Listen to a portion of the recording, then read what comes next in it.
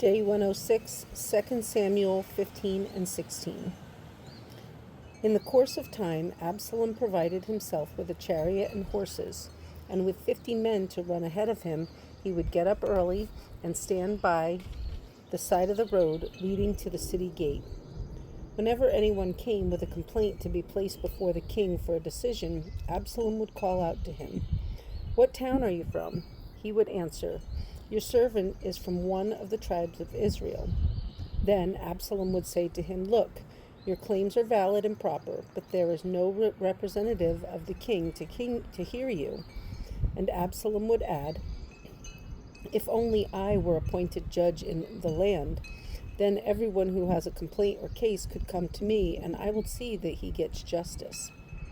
Also, whenever anyone approached him to bow down before him, Absalom would reach out his hand, take hold of him, and kiss him. Absalom behaved in this way toward all the Israelites who came to the king asking for justice, and so he stole the hearts of the men of Israel.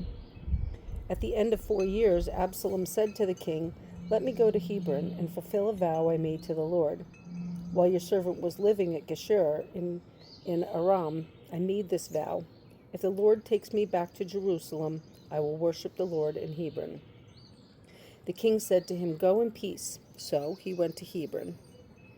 Then Absalom sent secret messengers throughout the tribes of Israel to say, "As soon as you hear the sound of the trumpets, then say, 'Absalom is king in Hebron.'" 200 men from Jerusalem had accompanied Absalom. They had been invited as guests and went quite innocently, knowing nothing about the matter. While Absalom was offering sacrifices, he also sent for Ahithophel, the Gilonite, David's counselor, to come from Gilo, his hometown. And so the conspiracy gained strength, and Absalom's following kept on increasing. A messenger came and told David, "The hearts of the men of Israel are with Absalom." Then David said to all of his officials who were with him in Jerusalem, "Come, we must flee, or none of us will escape from Absalom. We must leave immediately, or he will move quickly to overtake us and bring ruin upon us and put the city to the sword." The king's officials answered him, "Your servants are ready to do whatever our lord the king chooses." The king set out with his entire household following him, but he left 10 concubines to take care of the palace. So the king set out with all the people following him, and they halted at a place some distance away. All his men marched past him, along with all the Kerethites and Pelethites, and all the 600 Gittites who had accompanied him from Gath marched before the king. The king said to Ittai the Gittite, "Why should you come along with us? Go back and stay with King Absalom. You are a foreigner, an exile from your homeland. You came only yesterday, and today shall I make you wander about with us when I do not know where I'm going? Go back and take your countrymen. May kindness and faithfulness be with you." But Ittai replied to the king, "As surely as the Lord lives, and as my lord the king lives, wherever my lord the king may be, whether it means life or death, there will your servant be." David said to Ittai, "Go ahead, march on." So Ittai the Gittite marched on with all his men and the families that were with him. The whole countryside wept aloud as all the people passed by. The king also crossed the Kidron Valley, and all the people moved on toward the desert. Zadok was there too, and all the Levites who were with him were carrying the ark of the covenant of God. They set down the ark of God, and Abiathar offered sacrifices until all the people had finished leaving the city. Then the king said to Zadok, "Take the ark of God back into the city. If I find favor in the Lord's eyes, he will bring me back and let me see it and his dwelling place again. But if he says, 'I'm not pleased with you,' then I am ready. Let him do to me whatever seems good to him." The king also said to Zadok the priest, "Aren't you a seer? Go back to the city in peace with your son Ahimaaz and Jonathan, son of Abiathar. You and Abiathar take your 2 sons with you. I will wait at the fords in the desert until word comes from you to inform me." So Zadok and Abiathar took the ark of God back to Jerusalem and stayed there.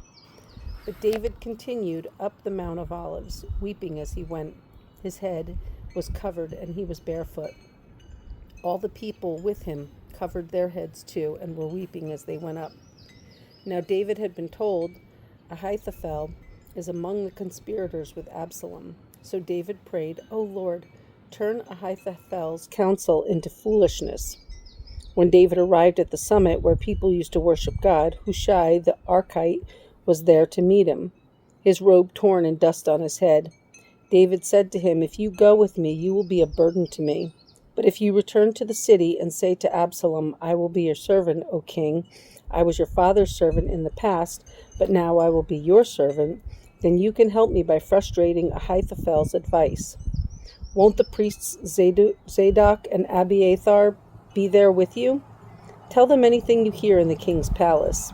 Their two sons, Ahimaaz, son of Zadok, and Jonathan, son of Abiathar, are there with them. Send them to me with anything you hear.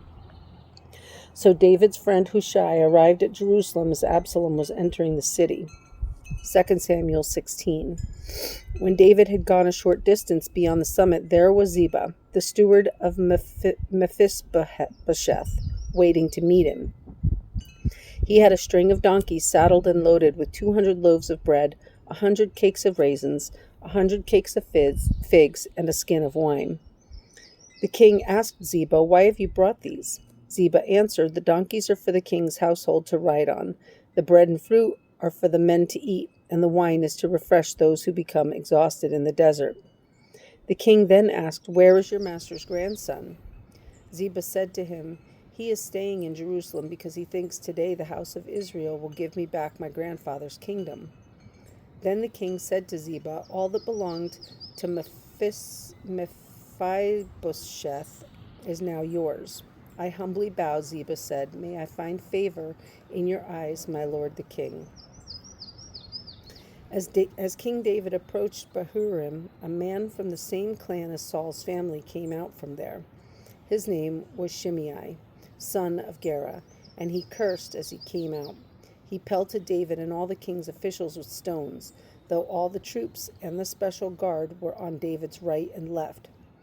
As he cursed, Shimei said, Get out, you man of blood, you scoundrel. The Lord has repaid you for all the blood you shed in the household of Saul, in whose place you have reigned. The Lord has handed the kingdom over to your son Absalom. You have come to ruin because you are a man of blood.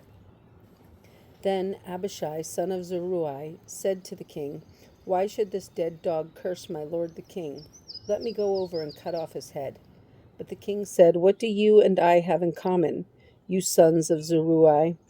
If he is cursing because the Lord said to him, Curse David, who can ask, Why do you do this?